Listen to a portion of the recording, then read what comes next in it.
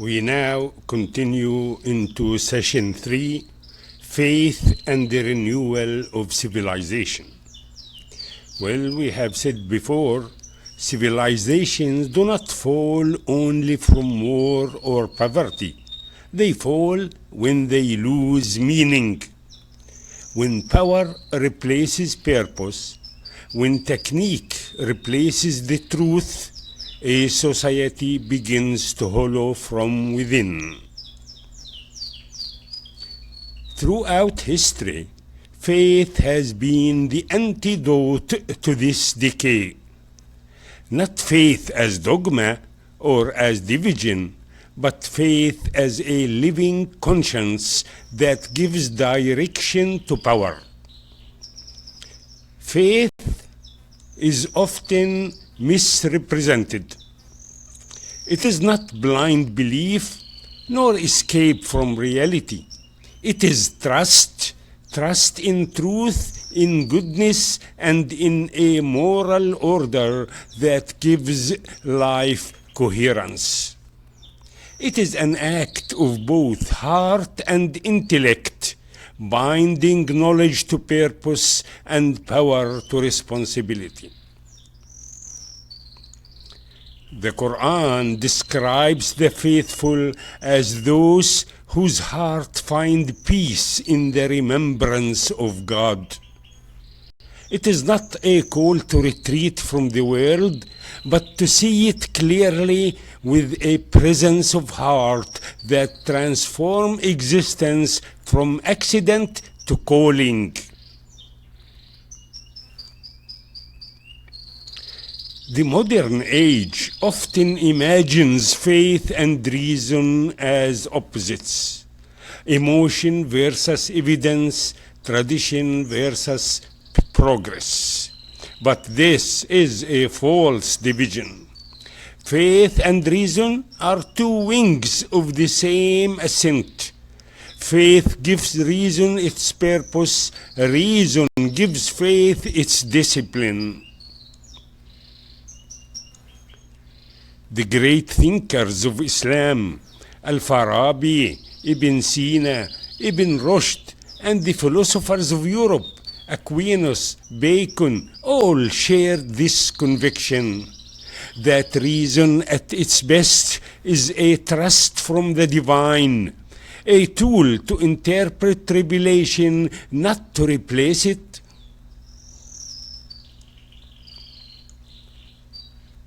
Where faith dominates without reason, fanaticism appears.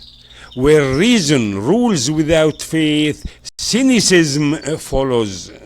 But when they cooperate, civilization flourishes.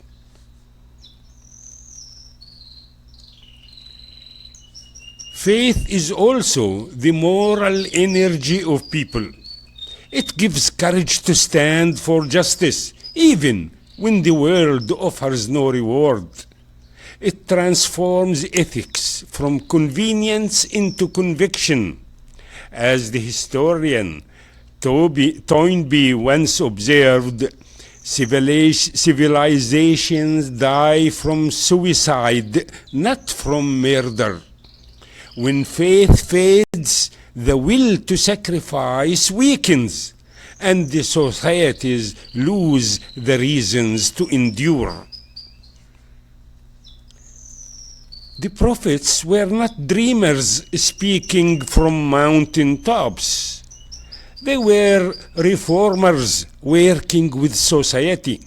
They held rulers to account and reminded community that power is a trust, not a position.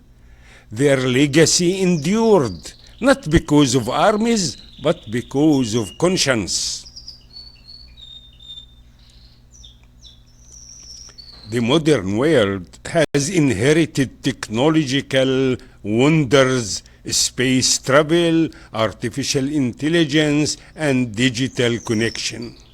Yet, the world suffers from a crisis no science can resolve. Loneliness, moral confusion, environmental collapse. These are not technological failures, They are spiritual voids.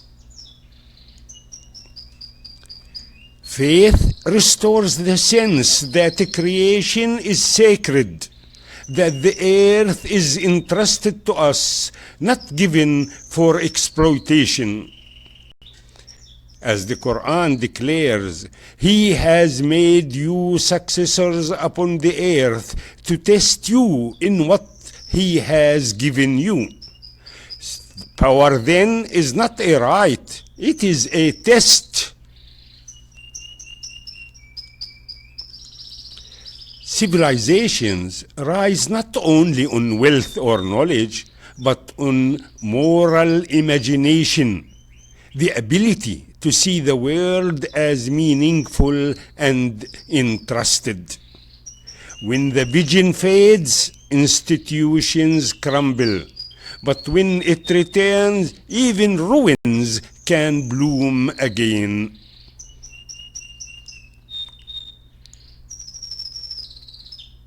The Quran says, "This community of yours is one community, and I am your Lord, so worship me."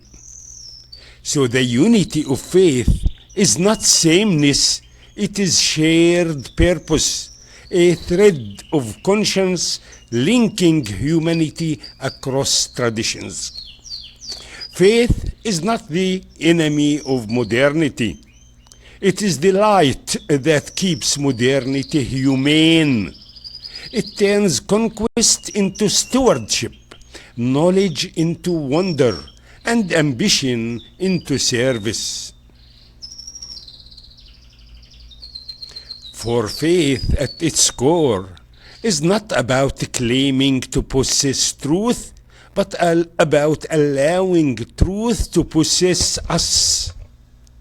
And when that happens, civilization does not merely advance, it awakens.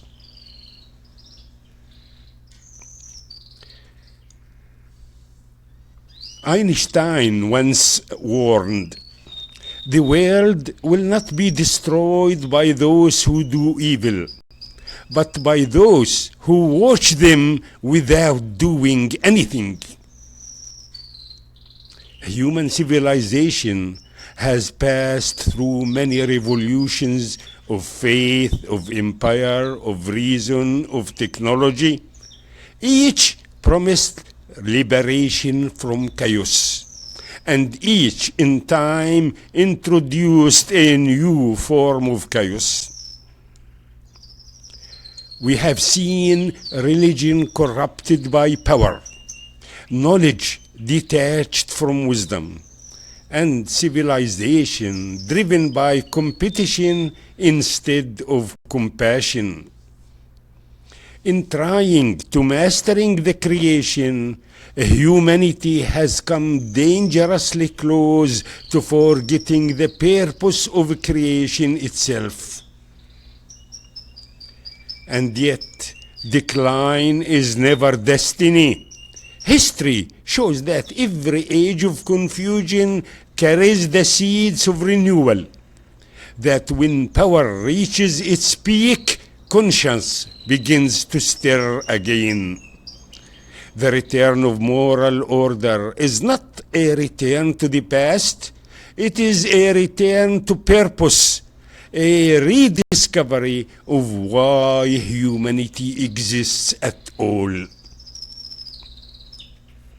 So, the task before us now is not to gain more power, but to restore meaning to the power we already have. For knowledge without virtue is precision without purpose. Intelligence without humility is progress without peace. The question is no longer, can we shape the future? The question should be, can we act in a way to deserve it? We live in a world of vast systems and blurred accountability. A world where everyone contributes to harm, excess or exploitation. Yet, few feel personally responsible. To build moral order, we must reclaim responsibility as dignity, not burden. The Quran tells us that when the heavens and the mountains refused the trust of moral accountability, humankind accepted it. This trust, al-amana, is not dominion over creation, but responsibility before it. Freedom without responsibility leads not to liberation, but to chaos. True freedom is the discipline to do what is right, especially when no one is watching. Today, cause and effect are scattered across continents. A purchase in one country pollutes another thousands of miles away. A social clique legitimizes injustice. A silence enables harm. This distance weakens conscience. To act ethically is not to control the world, but to care about it. Every word, every silence, every transaction shapes the moral landscape we inhabit. As the Quran says, whoever does an atom's weight of good will see it, and whoever does an atom's weight of evil will see it. No act is meaningless, no intention is hidden. Responsibility is the bridge between knowledge and wisdom, between freedom and faith. And every civilization that endured understood this truth. Greatness is measured not by what it controls, but by what it protects. See you next time in the next